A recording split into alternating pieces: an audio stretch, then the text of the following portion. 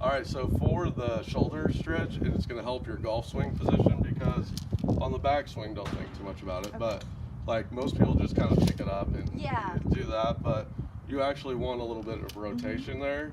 But like I have tight shoulders, so like I can't externally rotate. If I go like this with your right hand and now go that way, oh, you're better than me.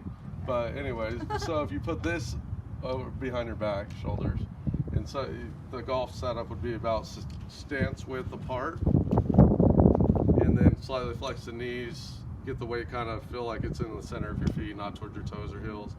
Slightly flexed, and then you're gonna just tilt from the hips a little bit there. So now when you turn, you're gonna try to stay centered as you turn your hips, shoulders, everything. This way?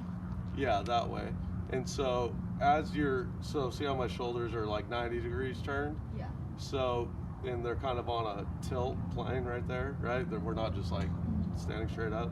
So you're there. Now when you get to the turn, kind of pull your elbows under and you can feel it kind of stretch your shoulders, right?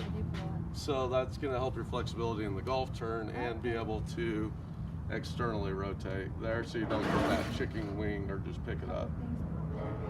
Yeah, don't hurt yourself because I'm not saying I'm a fitness expert. I'm not covered in that here. So yeah, so you can do that at home to get and then also if you just stay in that posture, like you're going to ingrain the right posture for the turn because most people, everything we do in life, we stand up and turn. We never turn in a bent over posture, right? Club. So this is a sand wedge, which yes, you can use it in a bunker in the sand, but you use it for shorter shots. It just has the most loft. So this one might be 56 degrees, and then you know a pitching wedge is going to be like 48 degrees, or this may be 54 to 56 depending on the company. And then this is a 7-iron, which is like 34 degrees. So the ball position where it goes in your stance. So if we have a driver here, which is the longest club, so that goes the most forward, so it's inside your left heel there. Then a 7-iron or a pitching wedge would go kind of directly in the middle of your feet, so about there. And then the 7-iron is going to go kind of there. Okay. So it moves forward the longer the club because you have less loft, so you want to catch it slightly more on the upswing as you get longer. So when we do drills, we do it for the 7-iron, act as if it's a 7-iron because that's the middle club in your bag, like lengthwise, loftwise, all that. So we're gonna go through a setup routine. So if we have the stick, so you got a golf ball there, so kind of stand about, we'll figure out where it needs to be after we do the routine, just based on your arm length and all that. But you're gonna get shoulder width apart, okay? So then you're gonna reach the club out right in front of you here. And so the grip, you take you're right-handed, obviously, so we get this has a square grip on it where your club's gonna have a round grip. So get the club straight out, or the stick straight out in front of you, and take your left hand and put it in your fingers here. So like, I don't really have calluses anymore. Or like, Oh, that side's more comfort. This side's more like fundamental, so the club can hinge correctly and rotate correctly. okay. So we're gonna get it in the fingers there, and then we're gonna fold over the hand so the left thumb sits on that right side of the grip or the ridge. So see how your left thumb is kind of down the middle? So if you take your right hand, kind of hold it straight there, or take your right hand, put it below the grip. Put it below the grip? Yeah, just to hold it straight. And then you take the left hand and you put it there, so you can see this V from my thumb and index finger Okay. is pointed to my right shoulder. Okay. So this is going to allow you to get some hinge and leverage Okay. for speed, and it's also going to rotate as you turn Is your that body. correct? So yeah, so you go there, and then you take your right hand and you put it below it, but you want the V in your right hand to match your left hand, so it goes towards your right shoulder. Okay. Okay, so now if we stick this straight out in front of us, our weight's centered in our feet, slightly flex the knees, and now we're gonna tilt.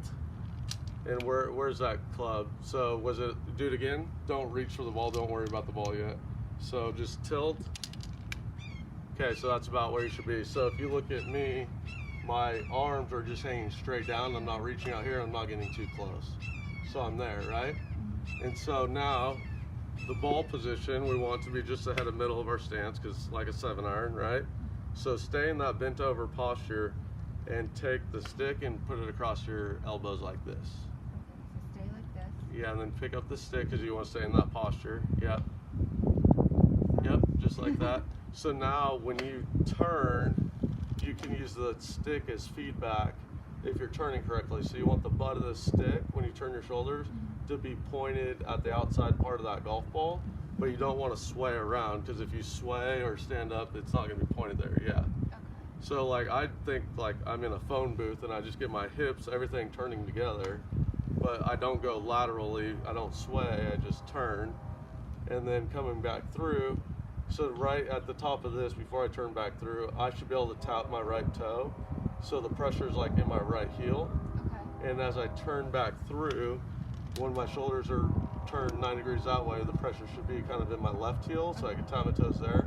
And the stick's pointing at the outside part of the golf ball again. So then in the golf swing, this is about where I would be, and then I can come up and finish.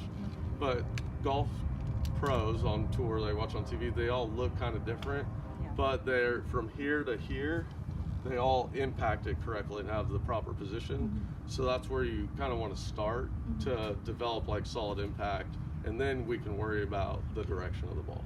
The hardest thing for people to do, you hear people say, keep your head down. Well, I get what they're trying to say, but it's stay in posture as you can swing. It's so unnatural to do. That's not So fun for me. that's a drill you can do at home where you're just there and then there. And then go slow at first so you develop the right rotation, centered, right? And then your body pressure is loading there and then there. And then what you have to add to it is the arm swinging up and down. Yeah. So, and you want your arms to be really relaxed.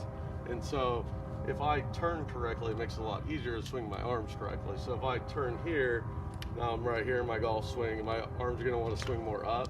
What most people do, because they're used to standing and turning, so they turn too flat. Now my club's way over here, and then you gotta reroute it, and it just causes a lot of issues. So first you wanna turn correctly after you get the setup, and then you want to just swing your arms relaxed up and down. So you can, like with the irons, we're gonna hit down on the golf ball. So when you get way over here, you gotta make manipulations to get back to the golf ball. All right? Do the turn drill, and then with a club or if you get the stick, you can, just get used to swinging and turning at the same time because it's really unnatural. Okay. So.